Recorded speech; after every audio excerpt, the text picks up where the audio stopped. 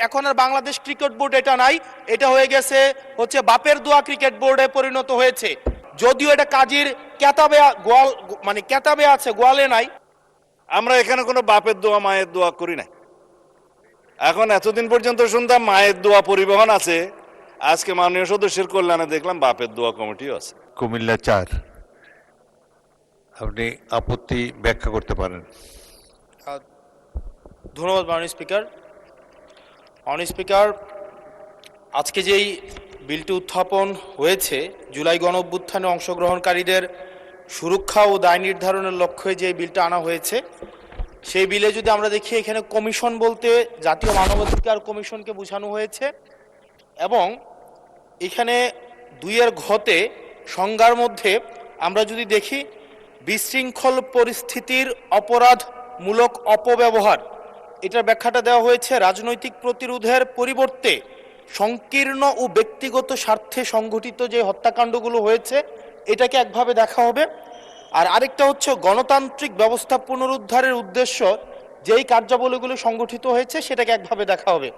মাননীয় স্পিকার, প্রবলেমের জায়গাটা যেটা, সেটা হচ্ছে সংকীর্ণ ও ব্যক্তিগত স্বার্থে যে ধরনের সংগঠিত হত্যাকাণ্ড হয়েছে সেটাকে কে ডিফাইন করবে, সেটাকে কিন্তু ডিফাইন করবে এই আইন অনুযায়ী জাতীয় মানবাধিকার কমিশন।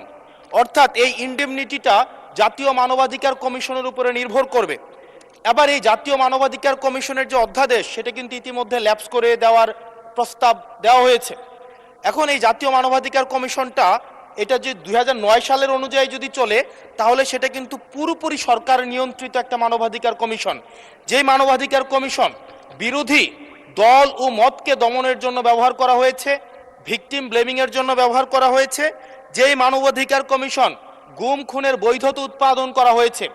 মাননীয় স্পিকার, এই মানবাধিকার কমিশনকে যদি আমরা মন্ত্রণালয়ের অধীনে রাখি এবং ওই মানবাধিকার কমিশনের মধ্য দিয়েই যদি আমরা জুলাই গণ অভ্যুত্থানের এই কার্যক্রমগুলোকে বিচারের এবং নিরীক্ষণের দায়িত্ব দেওয়া হয়, সেক্ষেত্রে এই নিরীক্ষণ কিন্তু প্রশ্নবিদ্ধ হবে। এছাড়াও আমরা যদি দেখি, সাংবিধানিক প্রতিষ্ঠানগুলোকে যেভাবে নগ্নভাবে দলীয়করণ করা হচ্ছে, ইতিমধ্যে বাংলাদেশ ব্যাংকে যেভাবে দখল করা হয়েছে, যেভাবে বিসিবিকে যেভাবে এখন আর বাংলাদেশ ক্রিকেট বোর্ড এটা নাই, এটা হয়ে গেছে হচ্ছে বাপের দোয়া ক্রিকেট বোর্ডে পরিণত হয়েছে, যেভাবে দখল করা হয়েছে বাপের দোয়া ক্রিকেট বোর্ড। এবং আমি যখন এই জায়গায় কথা বলছি, ঠিক এই মুহূর্তে 28 জন বিচারককে মাননীয় স্পিকার তাদেরকে শোকজ দেওয়া হয়েছে। তাদের ব্যক্তিগত তাদের চ্যাট গ্রুপে তারা হচ্ছে তাদের মতামত প্রকাশ করার কারণে বিচারকদের হচ্ছে মাননীয় স্পিকার শোকজ দেওয়া হয়েছে। এই বাস্তবতায় আমরা এই গণ অভ্যুত্থান পরবর্তী সময়ে যদি জাতীয় মানবাধিকার কমিশনকে একটা মন্ত্রণালয়ের অধীনে রাখি, স্বরাষ্ট্র মন্ত্রণালয়ের অধীনে রাখি, তাদের মাধ্যমে আমরা নিরপেক্ষ কোনো ধরনের অনুসন্ধান আমরা কতটা পাবো সেটা নিয়ে কিন্তু আমরা সন্দিহান। সেই জায়গা থেকে এই বিলটিকে যদি আমরা বাস্তবায়ন করতে চাই, এটাকে যদি আমরা ফাংশনাল করতে চাই, শুধুমাত্র অর্নামেন্টাল না, যদি আমরা ফাংশনাল করতে চাই, তাহলে জাতীয় মানবাধিকার কমিশনকে অবশ্যই সেটাকে অটোনমাস করতে হবে। আমার সামনে যারা আছেন, আমরা হয়তো আমাদের থেকে এখানে প্রত্যেকটা সদস্য নির্যাতন, নিপীড়ন এবং তাদের যে পলিটিক্যাল রিপ্রেশনের মাত্রা শত সহস্রগুণ বেশি। আমরা তাদের কাছে প্রত্যাশা করেছিলাম এই জাতীয় মানবাধিকার কমিশনকে তারা একটা স্বতন্ত্র বডিতে নিয়ে যাবে, অথচ আমরা দেখলাম যারা সবচেয়ে বেশি নির্যাতিত হয়েছে, নিপীড়িত হয়েছে, তারাই এটাকে একটা মন্ত্রণালয়ের অধীনে রাখতে চাচ্ছে। এই অজুহাতে যে জাতীয় মানবাধিকার কমিশন যদি অটোনমাস হয়ে যায়, তাহলে সেটাকে হচ্ছে এটার জবাবদিহিতা কিভাবে নিশ্চিত হবে? মাননীয় স্পিকার, আমাদের ইলেকশন কমিশন, আমাদের হচ্ছে পিএসসি, আমাদের হচ্ছে দুর্নীতি দমন কমিশন, যদিও এটা কাজীর কেতাবে আছে, গোয়ালে নাই, কিন্তু এটা কিন্তু একাডেমিকভাবে এটাকে ইভেন ইন্টারন্যাশনালিও এই জিনিসটা কিন্তু অটোনমাস হওয়ার কথা। সেজন্য মাননীয় স্পিকার, যেভাবে বর্তমানে প্রতিষ্ঠানগুলো নগ্নভাবে দলীয়করণ করা হচ্ছে, সেজন্য জাতীয় মানবাধিকার কমিশন যে দলীয়করণ করা হবে না, আবার বাপের দোয়া একটা মানবাধিকার কমিশন বা বিরোধী দল দমন কমিশন করা হবে না, এটার প্রতি কিন্তু আমাদের আস্থা নাই। সেই জায়গাটা থেকে আমরা আপনার মাধ্যমে আমরা এই আমাদের মাননীয় স্বরাষ্ট্রমন্ত্রী সহ আমাদের এইচপিএম এর কাছে অনুরোধ থাকবে, এই বিলটা পাশ করার আগে যেন জাতীয় মানবাধিকার কমিশনের আমরা এটা যেন ইভেন উনার দলেরও একজন মাননীয় সংসদ এই বিষয়ে বক্তব্য দিয়েছেন এবং উনি পয়েন্ট বাই পয়েন্ট এই বিষয়গুলোকে ব্যাখ্যা করেছেন। যদি জাতীয় মানবাধিকার কমিশন দলীয়করণ করা হয়, দিন শেষে গুম খুন থেকে শুরু করে আমাদের এই জুলাই ইনডেমনিটি, এইটা দিন শেষে হচ্ছে যে পেপারেই থেকে যাবে, এটা দিন শেষে কোনো বাস্তবায়ন হবে না। সেই জন্য মাননীয় স্পিকার, এই বিলটা পাশ হওয়ার আগে আমাদের জাতীয় মানবাধিকার কমিশনের এই বিলটা হচ্ছে সুরাহা হওয়া, নিষ্পত্তি হওয়া জরুরি। না হয় বিসিবির মতো আমরা আবার বাপের দোয়া কমিশন দেখতে পাবো, আমরা হচ্ছে বাংলাদেশ ব্যাংকের মতো আবার দলীয়করণ দেখতে পাবো, আমরা বিশ্ববিদ্যালয়গুলোকে যেভাবে এক ধরনের দলীয়করণ করা হয়েছে আমরা সেটি দেখতে পাবো, আমরা বিচার বিভাগকে আবার যেভাবে এখন ভয়ের মধ্যে নিয়ে যাওয়া হচ্ছে। ধন্যবাদ মাননীয় সদস্য। মাননীয় স্বরাষ্ট্রমন্ত্রী। মাননীয় স্পিকার, আপনাকে ধন্যবাদ।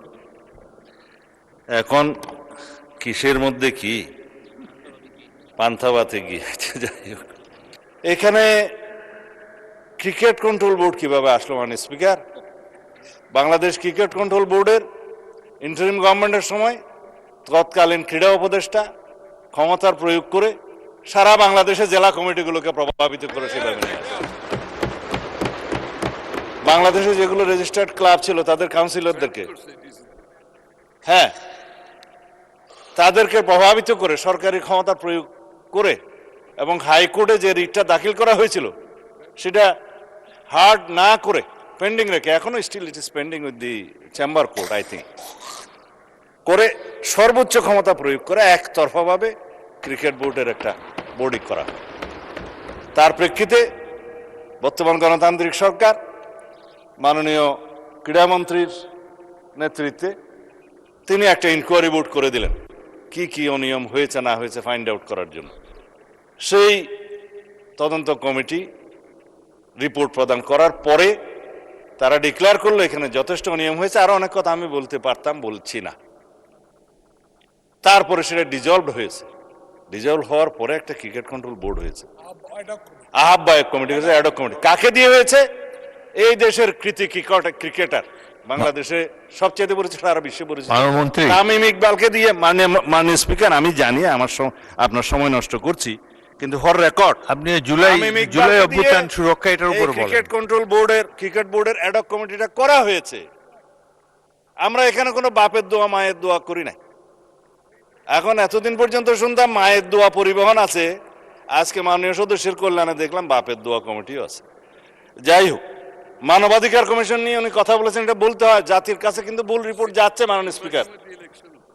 হ্যাঁ, 3 মাসের ভিতরে ক্রিকেট কন্ট্রোল বোর্ড ইলেকশন দেবে তারা বিধি মোতাবেক। মানবাধিকার কমিশন মাননীয় স্পিকার, গুম কমিশন এবং আইসিটি অ্যাক্ট, 3টার মধ্যে ওভারল্যাপিং আছে। আইনমন্ত্রী পরিষ্কার করে কয়েকদিন আগে বলেছে, আমরা একটা স্বাধীন মানবাধিকার কমিশন করতে চাই যার সাথে মিল থাকবে গুম আইনের, যার সাথে মিল থাকবে আইসিটি আইনের। কারণ গুমের কারণে যে বিচারটা আইসিটি কোর্টে এখন করা হচ্ছে, আইনটা পরিবর্তন করে, যার সাজা যাবজ্জীবন এবং মৃত্যুদণ্ডও আছে খুব সম্ভবত। ইনভেস্টিগেটিং এজেন্সি তাদের আছে, প্রসিকিউশন টিম আছে, তদন্ত টিম আছে। তারা প্রসিকিউশন যখন একটা চার্জশিট দাখিল করে, ওরা বলা হয় ফ্রেমিং অফ দি চার্জের আগে ফর্মাল চার্জ দাখিল করে। এই ফর্মাল চার্জ দাখিল করার পরে ইভেন সেই ইলেকশন করার জন্য আর উপযুক্ত থাকে না। এই শক্তিশালী আইনটার সাথে ম্যাচিং না করে আরো কম সাজার বিধান করে একটা টেম্পোরারি তদন্ত করার একটা দায়িত্ব মানবাধিকার কমিশনকে দিয়ে 1-1.5 বছর সময় বিনষ্ট হবে। তার চাইতে যিনি ভিকটিম, গুমের ভিকটিম, সরাসরি যদি আইসিটি অ্যাক্টে মামলা দায়ের করতে পারে, সেখানে তদন্ত হবে, তদন্তের জন্য আলাদা অর্গান আছে, প্রসিকিউশন টিম আছে, সেইটা ম্যাচিং না করে একটা গত ইন্টারিম গভর্নমেন্ট একটা, আমি বলবো, বালখিল্যপনা একটা আইন করে দিয়েছে এবং সেটার সাথে মানবাধিকার কমিশনের একটা সিমিলারিটিস থাকবে। স্ট্রং মানবাধিকার কমিশন আমরা করতে চাই। এখন যে মানবাধিকার কমিশনকে যে সমস্ত ক্ষমতা দেওয়া হয়েছে তার সাথে স্টেক হোল্ডারদের আলাপ আলোচনা ছিল না। স্টেক হোল্ডারদের সাথে আলাপ আলোচনা করতে হবে। We have a hill tracts problem, বাংলাদেশে LGBTQ প্রবলেম আছে। আমাদের সামাজিক এবং অর্থনৈতিক এবং ধার্মিক সমস্ত কালচারকে মিলিয়ে তারপরে আমরা এই দেশের উপযোগী আন্তর্জাতিক মানসম্পন্ন ইনশাআল্লাহ মানবাধিকার কমিশন বিল আমরা এখানে আনবো, সেটা আমাদের কমিটমেন্ট। তার সাথে এগুলো বাধা দেওয়ার কিছু নেই। বিশ্ববিদ্যালয় এবং বাংলাদেশ ব্যাংক দখল কারা করেছিল মাননীয় স্পিকার ইন্টারিম গভর্নমেন্টের সময়, সেটা এই দেশের মানুষ জানে। বাংলাদেশ ব্যাংক কাদের নেতৃত্বে কিভাবে বাংলাদেশের অর্থনৈতিক নৈরাজ্য সৃষ্টি করেছে, আমরা মনে করেছিলাম বাংলাদেশের অর্থনীতিটা পুনরুদ্ধার করার জন্য তারা কাজ করবে, বিপরীত করেছে। আমরা এখন সাফার করছি। আর বিশ্ববিদ্যালয়, সমস্ত বিশ্ববিদ্যালয়ের ভাইস চ্যান্সেলর সহ অন্যান্যদেরকে কারা নিয়ন্ত্রণে নিয়েছিল মানুষ, এগুলো আমরা বলতে চাই না। এই ফ্যাসাদে আমরা যেতে চাই না। যাই হোক, মানে স্পিকার, আমি বিল উত্থাপন করতেছি যদি আপনি অনুমতি দেন।